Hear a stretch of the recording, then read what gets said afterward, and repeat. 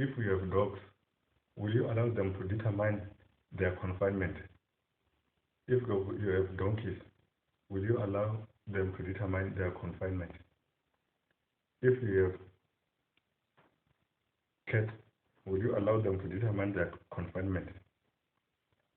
If you have goats, will you allow them to determine their confinement? If you have chicken, will you allow them to determine their confinement? If you have sheep, will you allow them to determine their confinement? If you have cattle, will you allow them to determine their confinement? If you are owner of the game reserve, will you allow the animals to determine their confinement?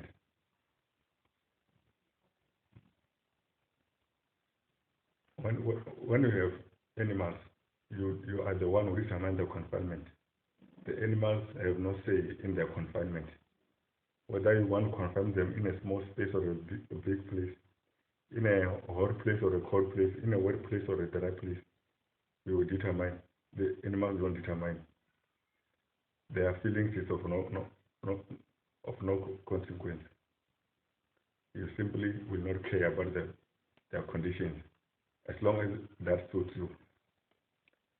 As long as you will benefit from whatever confinement you want to put them. That is what happened to Africa and the Africans. When the Europeans scrambled for Africa, when the Europeans carved up Africa for themselves, they did not consider the Africans. They did not allow Africans to determine their confinement. They did not consult with Africans as to the borders of the countries they were establishing, which is a source of wars, many internal wars today, because the rivers are set as boundaries, whereas by nature, rivers are not boundaries. Rivers are settled both sides by the same people who are benefiting from the river, who are getting subsistence from the river, who are using the river as a means of transport. That is why the Seine is not a boundary in England.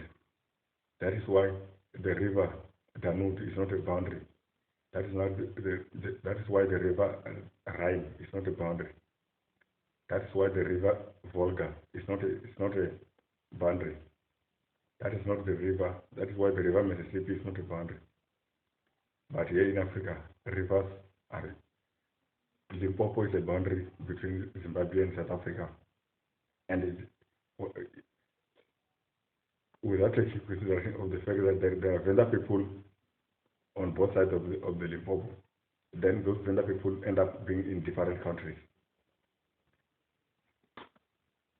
That is what happens when people are not consulted. That is what happens when people are treated like animals. Animals may not be related. Animals don't have culture. Animals don't have traditions. Animals may not have a language, but human beings have. Black people have the same culture. They have cultures just as Europeans have, different though they may be. But the Europeans decided to treat black people like animals. They did not consult them when they put up boundaries. They did not consult them when they determine their place of settlement. The very same way animals are not consulted. But Africans are not animals. Africans are not donkeys. Africans are not cats. Africans are not dogs. Africans are not chicken. Africans are not cattle. Africans are not animals. Africans are human beings who must determine for themselves who thinks. Therefore, for us to respect, for us to accept, for us to live under the boundaries that have been set for us is to accept that we are animals. For us to respect the boundaries that have been set up for us, to accept that we are dogs, for us to accept the boundaries that have been set for us by the Europeans, is to accept that we are donkeys, is to accept that we are wild animals who have no say in the place they are staying, who have no say in their confinement. Therefore, if Africa is to be free, then we must disregard all the boundaries that have been set by the foreigners. We must disregard all the boundaries that have been set up by our colonizers. We must disregard all the boundaries that have been set up by our enemies. We must disregard all the boundaries that have been set up for the benefit of Europe and all the outsiders. Africans today must determine or must decide whether they are animals or human beings. If we are human beings, we must determine our own boundaries and borders. We must determine for ourselves our places where we belong.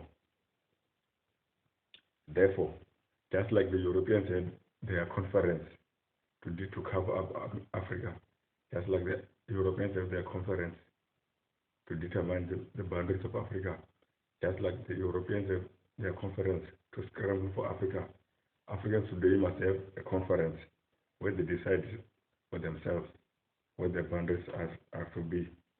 Africans themselves must have a conference to define their confinement and the place where they belong. And that will be the beginning of the freedom for Africa, as the scramble for Africa was the beginning of the colonialism of Africa. We must reject the mindset of colonialism. We must reject the mindset of inferiority. We must reject the mindset of servitude. We must choose freedom.